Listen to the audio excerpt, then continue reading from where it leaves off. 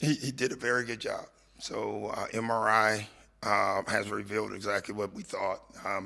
There's no timetable, calf strain, and really no timetable for return. Hopefully, like it was before or sooner, but there's no timetable. Is I mean, he gave himself a timetable, I think, largely because of his experience. Yeah. However, clearly this is now two in the same. Is that part of this injury in this instance of just we need to make sure?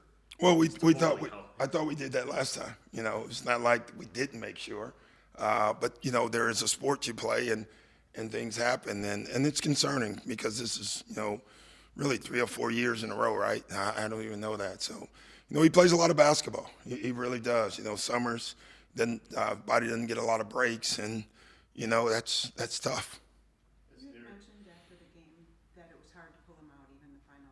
Is it always hard? Why is it so hard to get him to come off the court when he's hurt? Well, because he's competitive and he wants to play, and that's what we try to protect him from him more than often, and we do it most of the time. I even thought we did it the other night, but it's tough. It's not easy. So how do you work on that? I mean, you've known him for 2 years now, but this Yeah, he's been honest with us overall. I will say that. I asked our guys afterwards. As I said, I was concerned at halftime. I didn't think he was running right, but he's been very honest. And most of the time, he's like, "Hey, it's hurting, but it's not bad." And so there's, that's what he's relaying to medical. And they have to believe him. And I think he's been pretty good overall. Like he takes himself out. And that's why they left him in because he kept saying, I'm fine. Now, visually, I kept asking. I'm not involved in that decision-making part, but I know what I see. And I kept asking. And, so that's a tough one. Given the history he has now with these calf injuries, would any thought be given to maybe sitting him for the rest of the season? No, there's no thought to that. But listen, there's no timetable either. We thought we had waited longer the first time, and at points he was 100%. But there's calf strains all over the league. I can't give you the answer why, and it's happening to the high quality players too. So I don't know the reasons why. I just know how many games has he missed already? Yeah, and so missing 25 in 30 games is not good for your team, obviously. So hopefully this time we can, keep them healthy. We thought playing them in the 28 to 32 minute. First it started with 24. First was 20, I think, 24, and then we got 28, and then we got 30 to 32. We thought we were gradually building up perfect. He was frustrated with that because he's used to playing 35. So we thought we handled that well. Maybe we'll go back down. Obviously that hurts our team in the minutes he's not on the floor, but we just need him to play, and we got to figure it out. There's always this debate whether or not he should be playing in the summer. But the fact is, all international players Yeah, you're not stopping that. in Yeah, country break. it's a good debate, but you're not going to win the debate. Shouldn't there be rules for load management to help protect him against himself and not punish him? Well, we do it in the summer. He doesn't play during the summer on back-to-backs. He had a minute restriction all summer, which frustrated him in the summertime. Yeah, we always have a minute restriction for him in the summer until the last 2 games where we go out and play. But we do that all summer, even practice restriction as far as amount of time loads on the floor during the summertime. So we have a guy there the full time with him, and I'm going to assume every other team does too with their guys. But how do you tell a guy not to play for his country? That's not going to happen ever, especially in Giannis' case. He's the hero of Greece, and so he almost has to play. What do you feel like you guys learned from last time? I know the results weren't there. Yeah. Last time.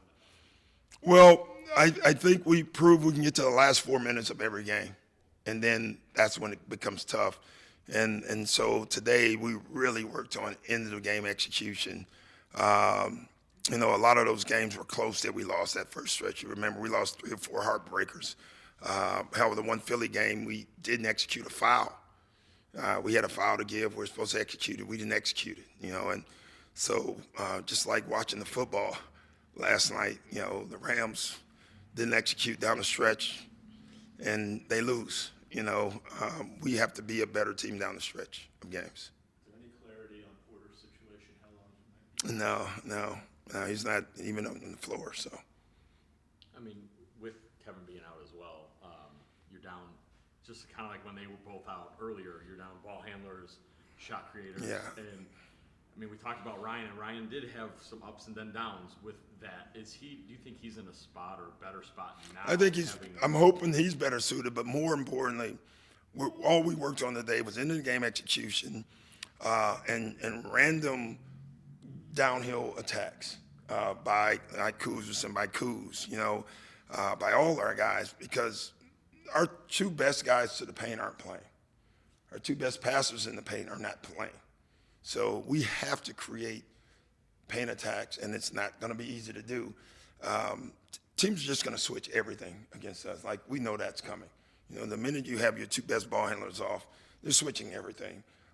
So we worked on actions to try to counteract that. And that's all we can do. Obviously, AJ Green is someone that garners a lot of attention. Yeah.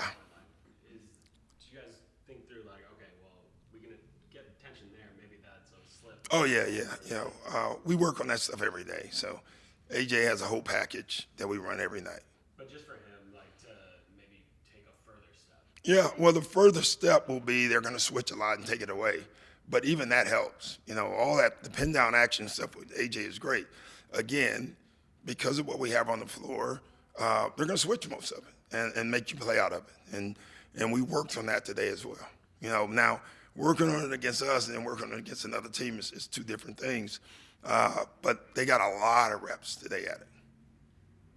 Sorry, I just want to clarify, because I'm dumb, I guess. I don't think so. Now the guy to your right. Yeah. When you talk about Giannis and some Yeah. minute restrictions, you're Yeah. talking about like when he's playing in Eurobasket, or you're talking about? Oh no, when he's playing in Euro Does basketball. he make a deal with the coaches there? Oh yeah. Who forces that? Oh, every coach does that. Well, you know, if you were that coach, would you rather have Giannis or not? Yeah. Yeah, and that's what every NBA team, for the most part, we give specific instructions. This is what and same thing in practices. You can be on the floor for 40 minutes. I think early in the summer is a 40-minute limit, and we have our two guys sitting there. We had a guy behind their bench doing the games, and we're not the only. Every team has it, you know. So we do it. The coaches are very open to anything. They want them to play. And that was until the last couple games. Yeah, and I still think he had it, but we told our guy, like, he's trying to win now. It's 2 games. Yeah. I don't know what he played, but we could care less about his minutes the last 2 games.